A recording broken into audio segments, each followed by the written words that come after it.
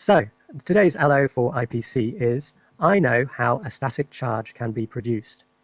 But we'll also be looking at turning this into an experiment. Introduction. What is static electricity? Have you ever dragged your feet across the room? What happened when you touched something afterwards?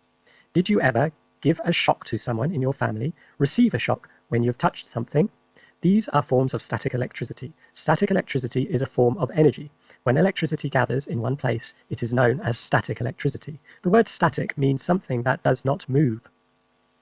So if it's dragging your feet across the room, that probably only works on carpet, and if you're in bare feet. You can also get a static charge if you go down a plastic slide, or a metal one maybe, yeah? And you can give shocks to people if you build up a static charge and then touch someone. Okay? Experiment. Conduct the experiment on static electricity by following the instructions provided to you. Write down your observations in your IPC book. Okay, so, well, you don't have to do it in your IPC book, on whatever paper you've got, or on a Word document. Static electricity. Jumping leaves. You'll need balloon, hair or wool jumper, tissue paper cut into leaf shapes. So you probably can't see from the quality of the picture, but this is actually tissue paper.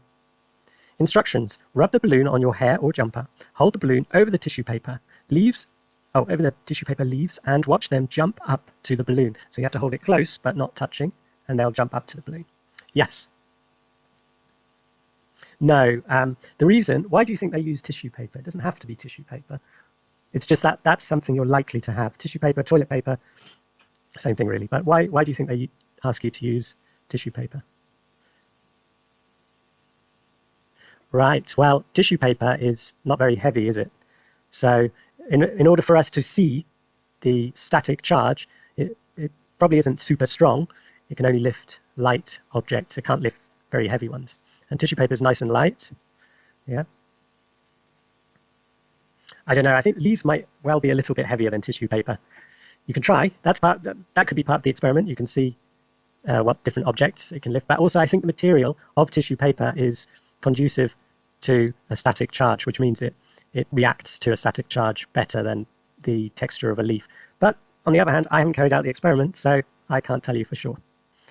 So this is your job to test. Of course, not all of you will have balloons. If you can, try and get hold of one. They should be fairly easy to buy in the shop, but yeah, do your best. Why does this work? Rubbing the balloon on a wool jumper or hair charges it with static electricity. This attracts the tissue paper, making it jump up to the balloon, where it will stay until the charge wears off. So after a while, you could even time it. If you have a stopwatch or a phone, you could time to see how long each object remains sticking to the balloon. Try again using thicker paper. Oh, there we go. So they're saying using different objects. Does the tissue paper still stick to the balloon? If you rub the balloon on your hair for longer, does the tissue paper stick for longer? Right, some interesting ways of doing this experiment here, some variations. So there's my title. Now, if I'm writing up an experiment, what should the first subtitle be? Yes, they wrote what we need. We can use a more advanced word such as equipment. Now, again, some of these, a balloon is absolutely necessary. I'm going to put the things we absolutely need in for sure. Balloon, tissue. Well, yeah, I agree. I don't think it's necessary to cut it into the shape of leaves, but maybe it's necessary to cut it into. Now, you said a woolly. These are all optional. Now that means you need to decide what you have, whether it's possible. Not everybody has a woolly jumper, but you all have hair. So if you don't have a woolly jumper, you can use your hair. Woolly. Yeah, you'll find as well the balloon should, of course you can't see it if you have short hair, but if you have long hair, the balloon will lift up parts of your hair you can test. So leaves.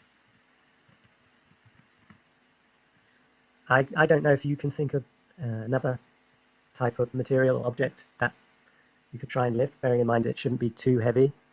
Feathers, maybe, if you can. Maybe there's some lying around.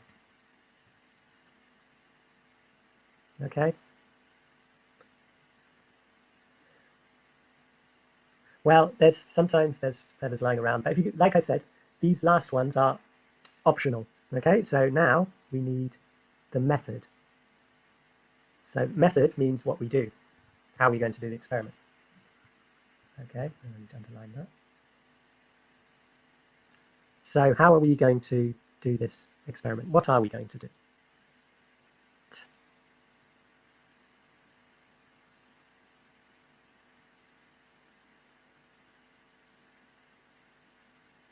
Okay.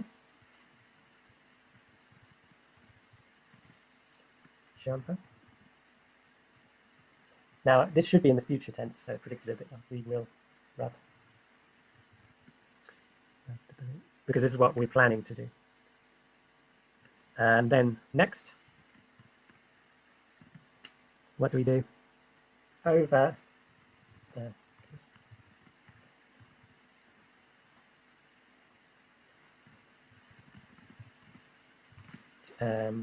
shall I write jumps up, maybe jumps balloon. Okay, right, and this is the basic experiment.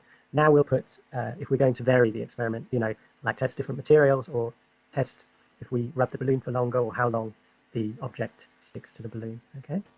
Right, moving on. So results. Now, I'll show you, it depends what experiment you exactly plan and how many materials you're testing. So let's see.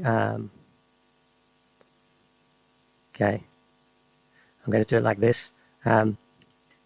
Rub. Okay, so this column will be how long we rub the balloon for.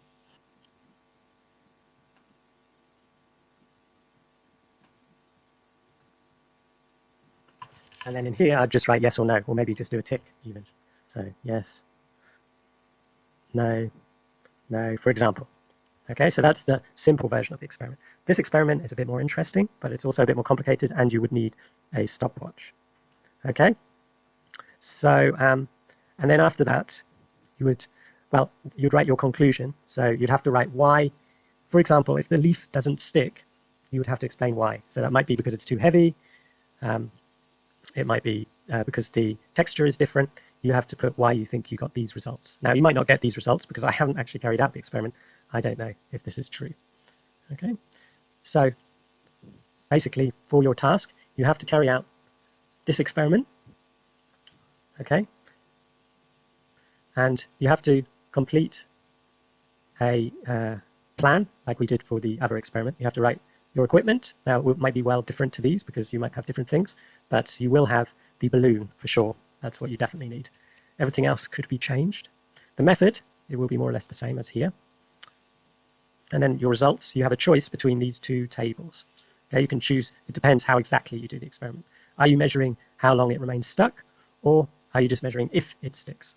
If you don't have a balloon, there's other objects which can create static energy, like a plastic bag. It's just a bit more difficult to do the experiment if you're using a plastic bag than a balloon, because a balloon's a bit more firm. But you could rub a plastic bag on your hair instead. I haven't got one with me, but yep. Okay, your experiment could be using different plastic bags, seeing which one sticks the best. I've found the thinner and lighter the plastic bag, the better it is at doing this experiment.